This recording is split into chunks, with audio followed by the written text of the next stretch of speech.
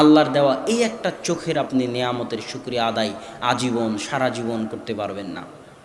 সকাল সন্ধ্যা আল্লাহর খাচ্ছেন, আল্লাহর জমিনে বসে আছেন, আল্লাহর দেওয়া রৌদ্রের আলো ভোগ করতেছেন, আল্লাহর দেওয়া অক্সিজেন, মেডিকেলে গেলে অক্সিজেনের কত দাম দেখেন। তো আপনি কি আল্লাহর একটু শুকরিয়া আদায় করতে চান না? না নিমক হারাম হতে চান? নিমক হারাম বুঝেন?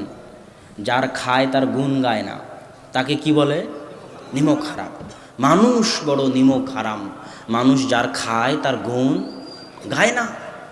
মানুষ খায় আল্লাহর, পরে আল্লাহর, জমিনে থাকে আল্লাহর, আল্লাহর সূর্য, আল্লাহর আলো, আল্লাহর বাতাস, আল্লাহর অক্সিজেন, আল্লাহর জীবন, আল্লাহর মৃত্যু, আল্লাহর চোখ, আল্লাহর নাক, আল্লাহর কান, আল্লাহর মেধা, আল্লাহর বুদ্ধি, আল্লাহর টাকা পয়সা, আল্লাহর জমি জায়গা সব মানুষ ভক্ষণ করে। আর যখন দোয়া করার দরকার হয় তখন শাহজালালের মাজারে চলে যায়। আর যখন অসুখ হয় তখন তাবিজ কবজের কাছে চলে যায়। ওই মানুষই আবার বলে যে আমি সন্তান নিব না। তুই নেওয়ার কে, আল্লাহ যদি না দেয়?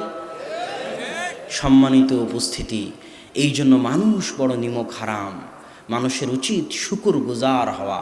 এটাই আল্লাহ বলেছেন, অশকুরুলি ওয়ালা তাকফুরুন, তোমরা আমার শুকরিয়া আদায় করো, তোমরা আমার শুকরিয়া আদায় করো। তাই আল্লাহর শুকরিয়া আদায় করণার্থে আপনাদের উচিত আল্লাহ সুবহানাহু ওয়া তাআলার ইবাদত করা, বুদ্ধিমত্তার পরিচয় দিয়ে নিজের জন্য কিছু নিয়ে যাওয়া।